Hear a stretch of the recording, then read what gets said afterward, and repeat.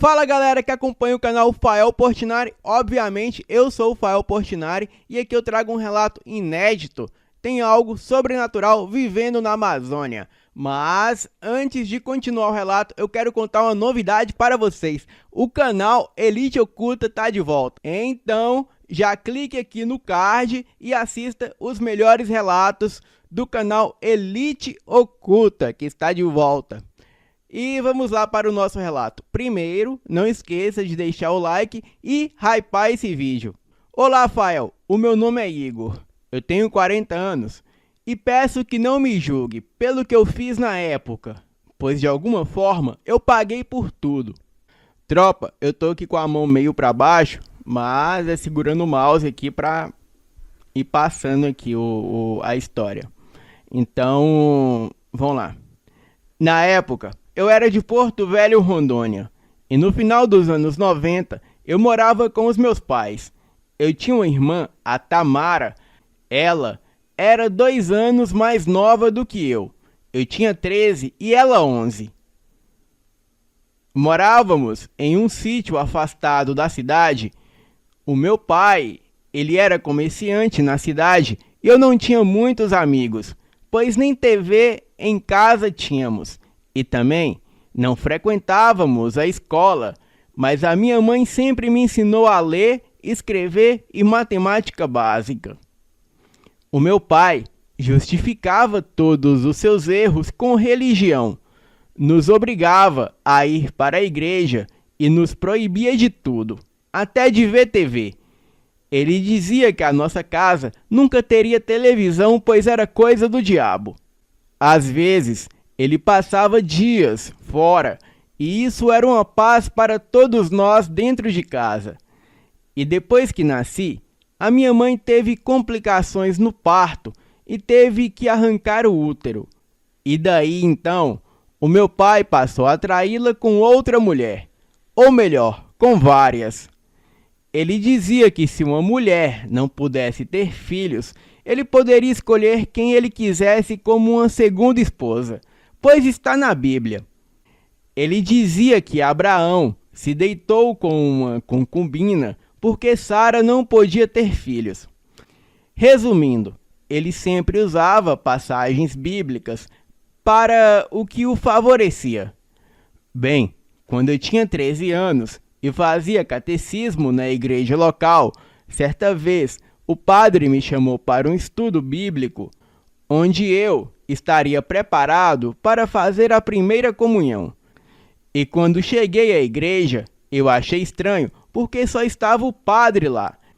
Resumindo, ele me levou para uma sala, aos fundos, e disse que ia me purificar com um banho, e pediu que eu tirasse toda a roupa, e assim, na inocência eu fiz. Ele disse que ia passar óleo ungido no meu corpo. Eu fiquei constrangido, mas eu não tinha o que fazer. Ele começou pelas minhas pernas e abdômen e depois subiu para as minhas partes íntimas, e eu não tive o que fazer. Ele disse que aquilo era o nosso segredo, e Deus me castigaria se eu contasse para alguém, e também ele me condenaria ao inferno. Eu sempre fui submisso às pessoas por conta do meu pai opressor, então eu não contei para ninguém. Mas com o tempo, eu percebi que ele fazia isso com outros garotos também. E um deles era o meu colega de catecismo, o Arthur. Arthur e eu nos tornamos amigos, jogávamos bola juntos e saíamos para tomar banho no rio. Uma vez que tomávamos banho no rio, eu perguntei ao Arthur o que o padre fazia com ele. No começo, ele hesitou em falar, mas acabou falando. Então eu contei a Arthur que o mesmo aconteceu comigo, e que na hora que isso acontecia, o padre me xingava de vários nomes obscenos e era violento comigo. E que no final eu sempre sentia nojo. E foi aí que Arthur disse: "Vamos matar o padre?" Eu achei que se tratava de uma brincadeira. Então eu disse que sim, que eu topava. Arthur então disse: "Vamos selar um acordo entre nós dois. E foi quando ele se aproximou de mim e me fez jurar que eu não contaria para ninguém. Arthur, apesar de ter 12 anos, sendo um ano mais novo que eu, a sua mentalidade era bem mais sofisticada. Afinal, os seus pais não eram fanáticos religiosos. Acho que você não está me levando a sério, não é? Disse Arthur. Então ele veio até mim, segurou na minha cintura e, apesar de eu estar dentro d'água, algo dentro de mim despertou. Até Arthur colocar suas mãos em minhas partes íntimas e eu não resisti. Resumindo, transamos loucamente. Então, arquitetamos a morte do padre. Ele deveria ter por volta de uns 70 anos. Eu fui até a capela e disse que estava com saudade de nossas brincadeiras. O padre me levou aos fundos, pediu que eu tirasse a roupa e que eu fosse obediente. Comecei a tirar a roupa e deixei ele colocar a boca em minhas partes íntimas, só para deixar o seu foco só em mim. Então, detrás do gabinete da salinha, onde Arthur estava escondido, ele saiu com uma faca e cravou nas costas do padre. Eu vi aquele sangue escorrendo. Eu deveria ter medo, deveria gritar, mas algo dentro de mim despertou. O padre tentou gritar, mas eu pisei em sua cabeça, quebrando seus dentes no chão. Ele virou de frente ainda caído, pediu piedade para Arthur, mas Arthur arrancou a faca de suas costas e a cravou em seu coração. Eu também não estava satisfeito. Peguei uma Bíblia grande e pesada e esmaguei a cabeça do padre com essa Bíblia. A morte do padre chocou a cidade e ninguém nunca descobriu que foi a gente, pois o padre, ele mantinha absoluto sigilo sobre nós para ninguém desconfiar de nada. E durante a missa do enterro do padre, o Arthur e eu fomos para o banheiro rir e debochar da situação. Então, em meio ao perigo, Arthur e eu transamos loucamente ali mesmo no banheiro. O meu pai notou a minha ausência e foi atrás. E mesmo nós temos terminado o que fazíamos, o meu pai percebeu. Ele não disse nada, em respeito ao padre que acabara de falecer. Mas quando chegamos em casa, ele me xingou de viadinho, me espancou com um pedaço de pau, que se não fosse a minha mãe, acredito que eu teria saído morto.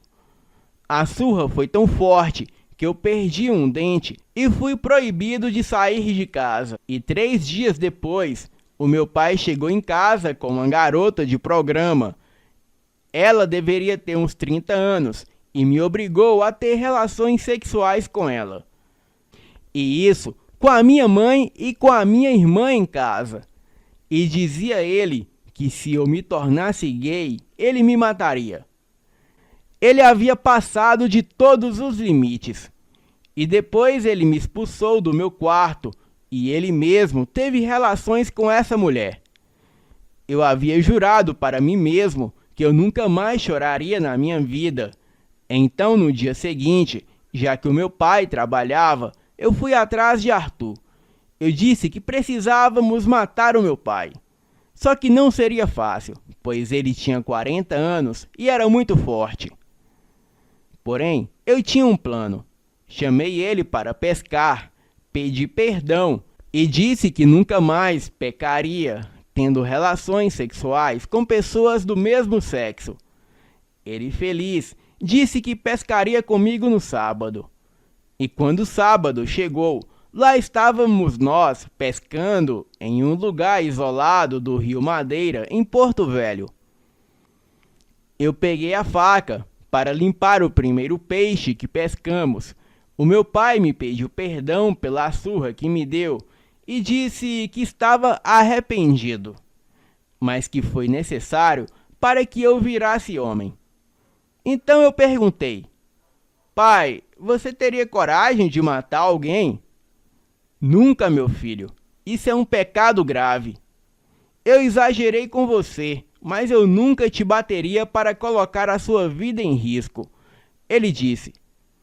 Então eu respondi: pai, fui eu que matei o padre que você considerava santo.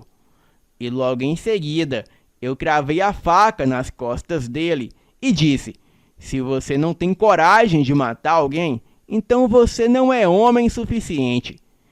Ele tentou correr, rastejar, mas o Arthur apareceu. Ele pediu ajuda ao Arthur, mas com um pedaço de madeira, Arthur acertou a sua cabeça. Bem, foi mais difícil do que pensei. Eu tive que pegar uma pedra e esmagar a sua cabeça. E depois, o jogamos no rio e o seu corpo só foi encontrado 2 dias depois.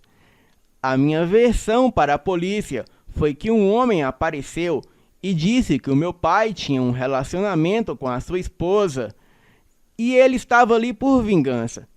E de fato, o meu pai tinha relacionamentos com mulheres casadas. A minha mãe, ela achou estranho o Arthur e eu rir durante o velório do meu pai, pois no fundo ela sabia que tinha algo a mais nessa história. Então eu contei a ela toda a verdade, que o seu sofrimento acabou e nunca mais aquele cara encostaria um dedo nela, e que agora seríamos felizes como uma família de verdade. Mas para minha surpresa, ela entrou em pânico, começou a gritar, disse que não criou um filho assassino e que eu jamais poderia ter feito isso, e que para o meu bem ela precisava contar tudo à polícia. Eu implorei que ela não fizesse isso, mas antes dela sair pela porta, eu não tive opção. Acertei uma cadeira em suas costas, arrastei ela para uma mata que ficava nos fundos da minha casa e disse que eu a amava e não queria fazer aquilo. Portanto, eu era obrigado. Então amarrei as suas mãos e as suas pernas. Eu esperava que ela dissesse: eu te amo, filho. Me perdoe, eu não vou te denunciar. E eu teria voltado atrás, mas ela disse o seguinte: eu te amaldiçoo com as forças das trevas. Nunca mais terá paz. Terá que fugir de um canto a outro. E quando o galo cantar na primeira noite de lua cheia de cada mês, uma fera sanguinária você se tornará. Pois é isso que você é. Quem mata pela espada, morre pela espada. Você pode matar a pessoa que mais te ama, porém, quem você mais ama vai te matar. Essas palavras ativou todo o meu ódio. Então a joguei dentro do rio, com as mãos e os pés amarrados. E quando voltei para casa, uma vizinha veio procurar pela minha mãe, pois disse ter ouvido gritos dela. Eu disse que eu acabara de chegar em casa e não a vi. Então a vizinha me perguntou: mas, rapaz, você não está preocupado com alguma coisa de ruim que pode ter acontecido com a sua mãe? Ah, ela já está acostumada de ser espancada pelo meu pai. Mas agora que ele faleceu, talvez algum marido de alguma esposa que o meu pai transou, ele veio acertar as contas com o meu pai. E como o meu pai foi dessa para pior, ele deve ter descontado tudo na minha mãe. Quem sabe até jogado ela no rio. A minha irmã estava na casa dos meus tios. Então ela não viu nada, mas a vizinha falou: eu vou chamar a polícia. Então eu disse: ah, acabei de lembrar, a minha mãe está no quarto descansando. Vamos entrar. Óbvio que eu planejava matá-la também, mas ela, esperta, logo disse: não, você tem algo de maligno dentro de você, eu vou chamar a polícia. Eu corri, tentei alcançá-la, mas ela foi mais rápida. Entrou em sua casa e trancou as portas. Eu pulei o cercado da casa, tentei arrombar a porta, já que os seus filhos não estavam em casa. Alguns chutes e eu derrubei a porta, mas era tarde demais. A escutei falando com a polícia pelo telefone. Igor, o filho de Rosário, ele acabou de matar a própria mãe e ele está aqui em casa para me matar. Eu já estava ali mesmo, então peguei o cabo do telefone e a enforquei com força. E depois corri para casa, peguei algumas coisas e fugi sem rumo. Passei na casa do Arthur e contei tudo para ele. E então o chamei para fugir comigo. Ele se recusou. Disse que eu fui longe demais, então que eu deveria fugir sozinho. E enquanto eu fugia pelas matas, eu lembrava da maldição que a minha mãe me jogou. Que a lua te devore, meu filho, que a tua alma nunca conheça descanso. Eu lembrei dessas palavras da minha mãe antes de morrer, e desde então a lua cheia me persegue e eu fugi. Primeiro, eu peguei uma carona com um caminhoneiro na BR-101 rumo ao norte.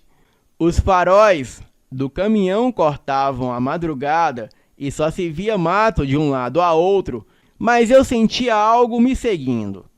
Um brilho amarelado correndo pelos barrancos, o som de unhas arranhando o asfalto. O caminhoneiro parou para tirar a água do joelho numa estrada deserta entre Teixeira de Freitas e Itabuna.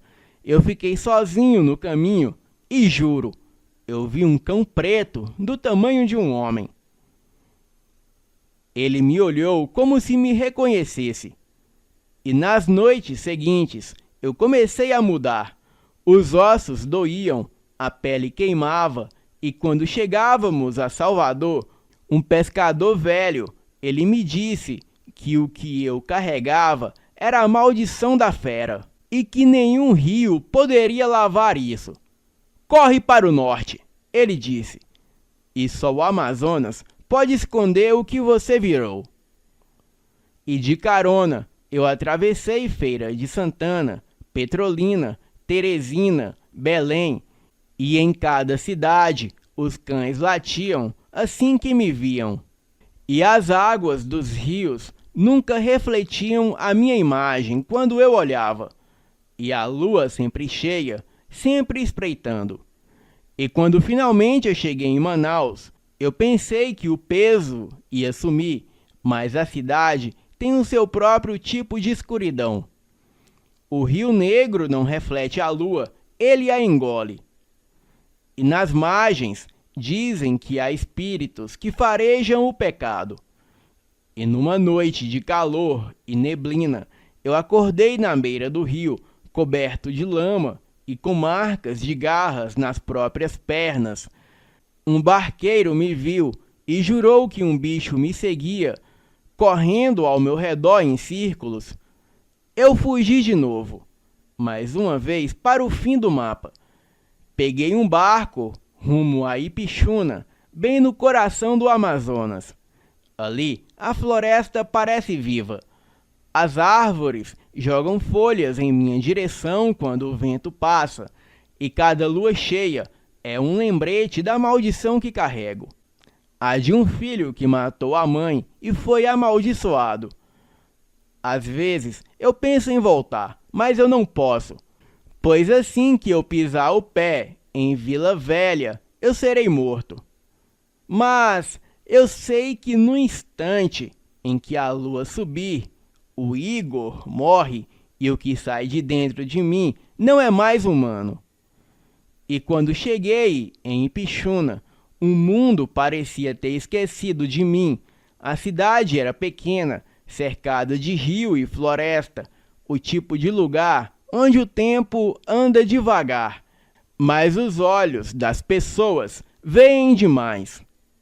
Eu passei a viver entre os pescadores, dormia numa palafita velha à beira do rio Juruá e sobrevivia com o que tirava das águas.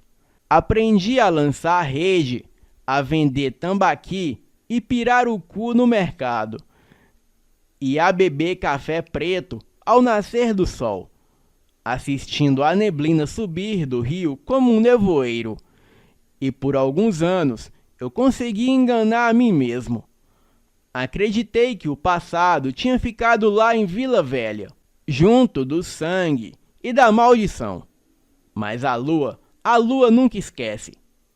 3 anos vivendo em Ipixuna, na primeira lua cheia de março, eu acordei 3 dias depois, nu, ferido e coberto de lama. A mais de 10 quilômetros da vila, os pescadores me encontraram desmaiado perto das margens, com marcas de garras. Eram minhas ou de outro bicho. Ninguém soube dizer. Eu voltei para casa confuso. Disseram que naquela mesma noite as criações dos sitiantes foram atacadas, cabras, galinhas, até um bezerro, todos rasgados como se um animal grande tivesse passado por ali. Mas o estranho é que os rastros sumiam perto do rio. Os pescadores cochichavam e um deles, o velho Raimundo, ele me olhava diferente desde então.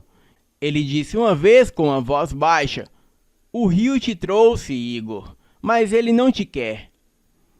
E na segunda lua cheia, o mesmo aconteceu. Dormi humano e acordei perdido, machucado e sem lembrança alguma. E os homens diziam que os peixes estavam sendo devorados, arrancados das redes, com as escamas espalhadas pelo barranco. Ninguém dizia o meu nome em voz alta depois disso, e as mulheres faziam o sinal da cruz quando eu passava, e os meninos da vila começaram a me chamar de o bicho da lua. Eu tentei fugir de novo, mas algo me prendia ali.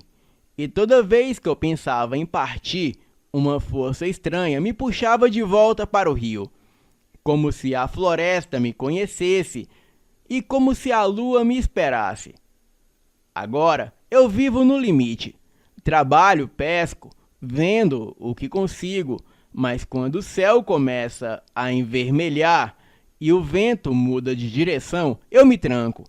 Amarro portas, fecho janelas e rezo, mesmo sabendo que não vai adiantar.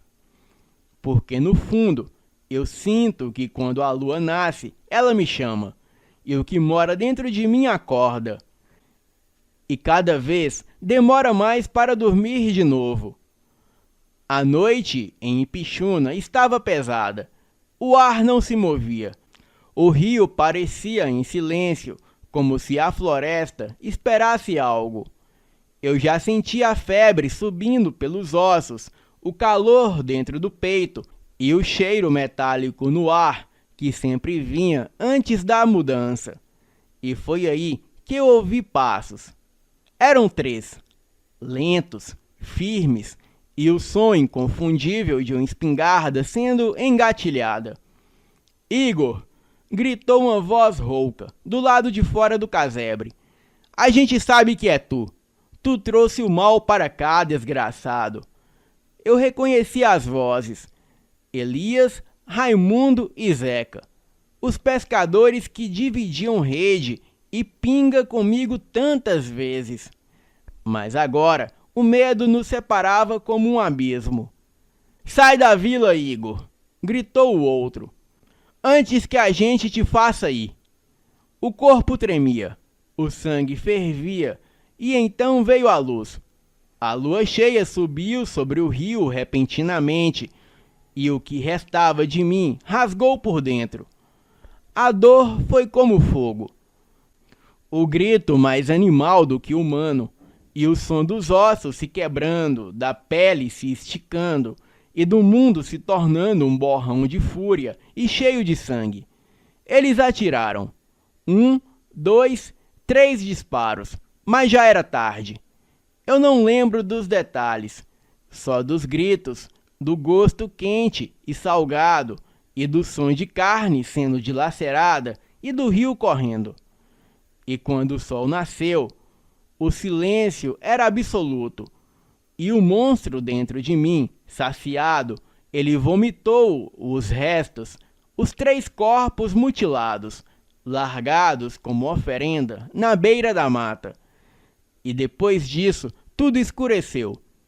E quando eu acordei, eu estava caído num brejo, nu, coberto de sangue seco e lama e com marcas de bala pelo peito, mas ainda vivo, muito vivo. Uma mulher me encontrou, uma cigana que vivia isolada na beira do igarapé, que se chamava Mirena. Ela me olhou sem medo, como se já esperasse por mim.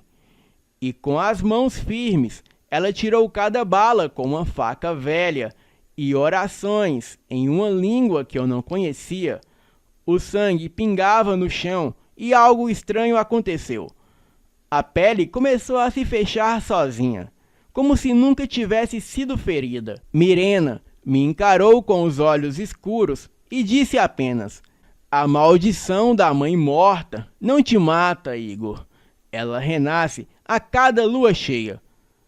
Tu não é bicho e nem homem. Tu é o castigo." Eu fiquei ali por dias, refletindo sobre o que fazer da minha vida. E enquanto isso, na vila, os homens encontraram os corpos dos pescadores. Diziam que foi uma onça grande ou talvez um mapinguari. Mas eu sabia a verdade. E desde então, o povo de Pixuna evitava falar o meu nome. Mas quando a lua cheia se erguia sobre o Juruá, eles trancavam portas, apagavam lamparinas e deixavam oferendas na beira do rio. Não por medo de onça, mas por respeito aos espíritos da floresta. Mirena me observava em silêncio e eu já não sentia dor. As feridas haviam desaparecido, mas dentro de mim o fogo continuava. Ela limpou as mãos no pano vermelho e disse: "Aqui eu não posso te curar. O que te devora não vai parar, Igor. Eu vou te levar ao meu povo. Talvez os velhos saibam o que fazer." Partimos ao amanhecer. Caminhamos por trilhas cobertas de neblina, onde o som dos pássaros era abafado, como se até a mata tivesse medo de mim. E 2 dias depois, chegamos a um acampamento cigano, escondido entre árvores gigantes e o murmúrio de um igarapé. O cheiro de fumaça e ervas queimadas enchia o ar. E quando os ciganos me viram, o silêncio caiu. Alguns se aproximaram e outros recuaram com os olhos arregalados. Mirena, ela falou na língua deles depressa, apontando para mim e para o céu. Um velho de barba branca e olhar sombrio, ele aproximou-se com um cajado nas mãos. "Este rapaz traz uma maldição", disse ele. "O sangue que amaldiçoa o ventre é o mais impuro de todos. Ele carrega dentro de si o espírito do corpo seco, o filho que matou e foi negado pela terra." Eu senti o chão sumir sob os meus pés. Corpo seco. Eu já ouvira esse nome quando criança, nas histórias de assombração do interior, mas o velho continuou: "Entre os povos do norte, o mesmo espírito é chamado de Wendigo, um ser que conheceu a fome e devorou seus irmãos. E quando a lua o chama, ele troca a alma pela carne e nunca volta ao mesmo." Mirena, ela abaixou a cabeça como se confirmasse o destino que eu temia. Eu tentei falar, mas as palavras não saíam. E dentro de mim algo rosnava, um som baixo que parecia vir de um lugar que não era humano. O velho cigano, ele riscou um círculo de cinzas no chão e mandou que eu entrasse. "Se o teu espírito quiser ser liberto, Igor, ele vai precisar encarar o que te criou." Eu sentei-me no meio do círculo. Eles acenderam velas, tocaram tambores e queimaram ervas, cujo cheiro parecia abrir memórias que eu não queria lembrar. As chamas tremulavam e o vento começou a girar. E de repente eu vi: a cozinha em Vila Velha, o olhar da minha mãe, o sangue escorrendo e algo mais, um vulto atrás dela. Sombras que sussurravam em línguas antigas, antes mesmo de eu tocar a faca. E então eu entendi, não foi só a minha culpa. A maldição tinha raízes mais profundas. Ela vinha de gerações, de pactos feitos antes de mim e do trauma que eu carregava dos abusos desde pequeno. E quando o ritual acabou, eu estava em prantos. A Mirena se aproximou e disse baixinho: nem corpo seco e nem um mendigo. Tu é o que chamam de lobisomem. A maldição escolheu teu sangue, Igor. E agora só a lua sabe se ainda há volta. A fogueira estalou, o vento soprou como um aviso, e naquela noite o luar caiu sobre mim de novo e um calor me queimava. E dentro do círculo de cinzas, o monstro acordou. A fogueira crepitava no centro do acampamento, os tambores cessaram e o vento parecia que parou. E dentro do círculo de cinzas e sal, eu sentia a pele arder, os ossos tremerem, o lobisomem lutando para sair. Mirena, ela firme, recitou as palavras antigas que herdara dos seus ancestrais. Pelo sangue da mãe, pelo ventre ferido, que o mal se dissolva na cinza e no grito. O fogo se lançou mais alto, eu senti as garras voltarem a dedos, e o pelo se recolher e a mandíbula se desfazer. E então o silêncio. O peso sumiu, o meu corpo, ele tombou sobre o chão frio, humano outra vez. Os ciganos aplaudiram baixinho, alguns sussurravam. Mirena, ela sorriu exausta. Está feito. Ela sussurrou. A maldição se foi. Mas dentro do círculo, eu tremia, o corpo seco, a garganta em brasa. Água, eu murmurei. Pelo amor de Deus, Mirena, água. Ela hesitou, olhou o círculo traçado ao meu redor e acreditou que eu já estava livre da maldição. Pegou uma cubuca d'água e deu 2 passos à frente. Os anciões gritaram em desespero. Não entre, Mirena! O círculo não pode ser rompido! Mas foi tarde demais.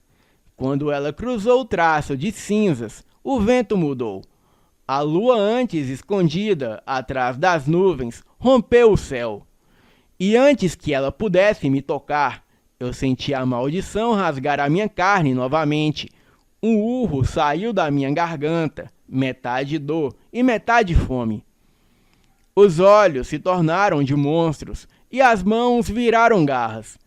O círculo se quebrou e o inferno começou. Ninguém escapou. Eu matei a todos.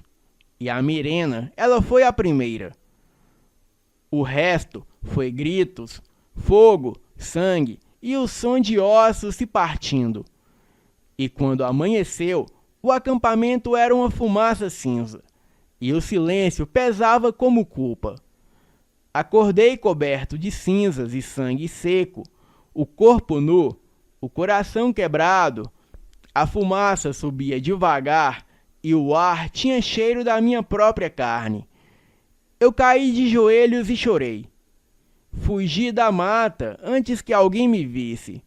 Voltei para Ipixuna, cambaleando pelas margens do rio, até encontrar o seu Dário, o velho pescador que um dia me dera abrigo. Eu contei tudo e ele não duvidou. Apenas me olhou com os olhos cansados e disse: então vamos dar um jeito, filho. O homem não pode vencer o bicho, mas pode prendê-lo. E desde então, toda lua cheia, o seu Dário me acorrentava nos troncos, à beira do rio, com correntes de aço e prata, forjadas com o medo e a fé do povo. E ali eu uivava até o dia nascer, preso entre o que eu era e o que restou. O tempo passou, as luas se repetiram e algo começou a mudar. O lobisomem já não acordava com tanta força. Os ossos pararam de se quebrar, as cicatrizes começaram a sumir, e um dia a lua cheia subiu e nada aconteceu. Nem dor, nem fúria. A corrente prendia apenas eu na forma humana. O velho Dário me abraçou de alegria e eu também. Pela primeira vez em anos, eu pude olhar o luar sem medo. A maldição enfim acabou. Hoje, eu ainda vivo à margens do rio Juruá, pescando, vendendo e vivendo em paz. Mas às vezes, quando o vento sopra do norte, o luar toca a água. Eu ouço um eco distante de tambores e juro que eu sinto os olhos de Mirena me observarem entre as árvores, como se me lembrasse que nenhuma maldição morre de verdade. Ela apenas dorme, esperando a próxima lua. Hoje eu tenho 40 anos e muitos podem me julgar pelo que eu fiz, e eu não quero justificar com o que sofri e passei. Mas eu sinto que paguei pelos meus pecados e hoje vivo como um homem livre, mas o arrependimento do que eu fiz no passado eu carregarei para sempre. Boa noite. Nesse caso aqui, pelo que eu sei, a pessoa, na verdade, ela nunca deixa de ser um lupino, né? Se ela tá ali amaldiçoada e tem alguma maldição para ela se tornar fera, não tem nada ali que vai fazer a pessoa deixar de ser. Talvez, né, o ritual cigano ali funcionasse, mas ele foi rompido, então não é porque ele ficou muitos anos sem se transformar em lobisomem, isso não quer dizer que ele não carrega a maldição lupina. Então é isso, galera, o relato de hoje fica por aqui e não se esqueça de se inscrever no meu novo canal, o Elite Oculta. Lá eu vou estar contando histórias inéditas todos os dias. Então, boa noite a todos e até o próximo relato.